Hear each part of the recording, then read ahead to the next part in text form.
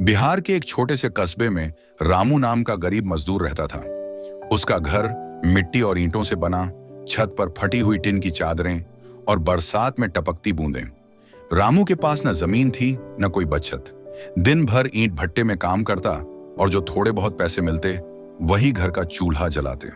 पत्नी गीता दिन भर सिलाई बुनाई करके बच्चों की पढ़ाई का खर्च निकालने की कोशिश करती, लेकिन पिछले कुछ महीनों से ईंट भट्टा बंद था। काम बंद, आमदनी बंद, घर में आटा खत्म, बच्चों की किताबें बिकी और कर्ज बढ़ता गया। रामू की आंखों में बस एक ही सपना था, अपने छोटे बेटे सूरज को पढ़ाकर अफसर बनाना। लेकिन फीस के लिए पैसे कहां से आते? एक दिन गीता ने धीरे से कहा, रामू क्यों ना बैंक से लोन ले लें? सूरज की पढ़ाई भी चल जाएगी और तेरा काम भी शुरू हो जाएगा। रामू ने गहरी सांस ली। गीता, बैंक गरीब को लोन नहीं देते। हमारे पास जमानत के लिए क्या है?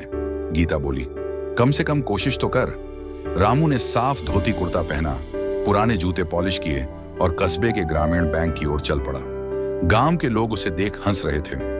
बैंक में क्या करेगा? वहां तो फाइलें रद्दी की तरह दब जाती हैं। बैंक के अंदर एसी की ठंडी हवा थी, चमचमाती टेबलें, दीवार पर गोल्डन अक्षरों में लिखा, ग्राहक ही हमारी प्राथमिकता है। लेकिन रामू के कदम डर से भारी थे। काउंटर पर बैठे क्लर्क ने ऊपर से नीचे तक उसे देखा और पूछा, क्या चाहिए? रामू ने धीमे से कहा, साहब मुझे लोन चाहिए काम शुरू करने के लिए। क्लर्क ने हंसकर कहा, जमानत है? Bank balance? कोई गारंटी? नहीं साहब। तो फिर जाओ, बैंक भिखारियों को लोन नहीं देता। रामू का दिल टूट गया, लेकिन तभी पास से एक गंभीर आवाज आई, किसे लोन चाहिए? ये थे बैंक मैनेजर अरुण शर्मा, 40 साल के, सख्त चेहरे वाले, लेकिन आंखों में गहरी सोच। मैनेजर ने रामू को अपने केबिन में बुलाया। तुम्हारा नाम? रामू साहब। कितने पैसे चाहिए और क्यों? रामू ने सारा हाल सुनाया। बेटे की पढ़ाई, बंद पड़ा ईंट भट्टा और खुद का छोटा ईंट का काम शुरू करने का सपना। मैनेजर चुपचाप सुनते रहे, फिर बोले, देखो रामू, बैंक के नियम सख्त हैं, लेकिन मैं तुम्हारी ईमानदारी परख सकता हूं। तुम 3 महीने के भीतर जो भी छोटा मोटा काम कर सकते हो, करके दिखाओ, फिर मैं तुम्हारे लिए कुछ करूंगा। रामू ने बिना सोचे हां कर दी। रामू ने कस्बे में ईंट ढोने का, मजदूरी करने का और यहां तक कि चाय बेचने का काम शुरू कर दिया। दिन में 14-15 घंटे काम करता और हर शाम बचाए हुए पैसे लेकर बैंक के बाहर बैठता, ताकि मैनेजर को दिखा सके कि वह मेहनत कर रहा है। 3 महीने बाद वह 4,500 रुपए जमा करके मैनेजर के पास पहुंचा। साहब, ये मेरे 3 महीने की मेहनत है। मैनेजर की आंखों में हल्की चमक आई। रामू, तुमने जो किया वो हर कोई नहीं करता। मैनेजर ने अपनी सिफारिश पर प्रधानमंत्री मुद्रा योजना के तहत रामू को 24,000 का लोन दिलवाया, बिना किसी बड़ी गारंटी के, सिर्फ उसकी ईमानदारी के आधार पर। रामू ने तुरंत अपने पुराने ईंट भट्टे के मालिक से थोड़ी जगह किराए पर ली, कुछ औजार खरीदे और काम शुरू कर दिया।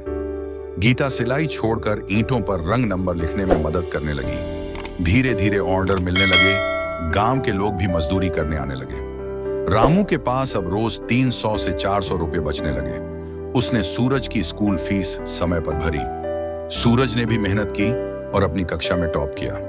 बैंक मैनेजर हर महीने आकर रामू का हालचाल लेते और देखते कि वह लोन की किस्त समय पर भर रहा है। 2 साल बाद बैंक ने अपनी वार्षिक बैठक में रामू को बुलाया।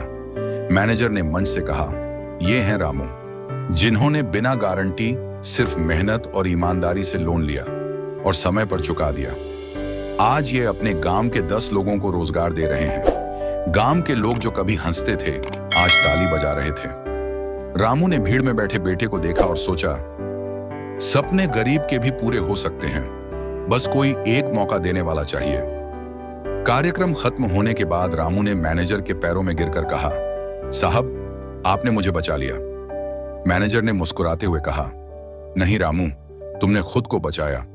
मैं तो सिर्फ दरवाजा खोलने वाला था, अंदर चलना तुम्हारा काम था। रामू का ईंट का कारोबार अब पास के शहर तक पहुंच गया था। सूरज कॉलेज में पढ़ाई कर रहा था और गीता गांव में महिलाओं को छोटे बिजनेस के लिए प्रेरित कर रही थी। रामू अब खुद भी गरीब मजदूरों को बिना ब्याज के छोटी रकम उधार देने लगा, ताकि उनकी जिंदगी भी बदल सके। और बैंक मैनेजर, वो हर नए ग्राहक को रामू की कहानी सुनाते ताकि कोई मेहनती इंसान सिर्फ गरीबी की वजह से हार न माने। दोस्तों, वीडियो अच्छी लगी हो तो वीडियो को लाइक कर देना और अपने दोस्तों को शेयर कर देना। ऐसी ईमानदारी वीडियो के लिए चैनल को भी सब्सक्राइब कर देना।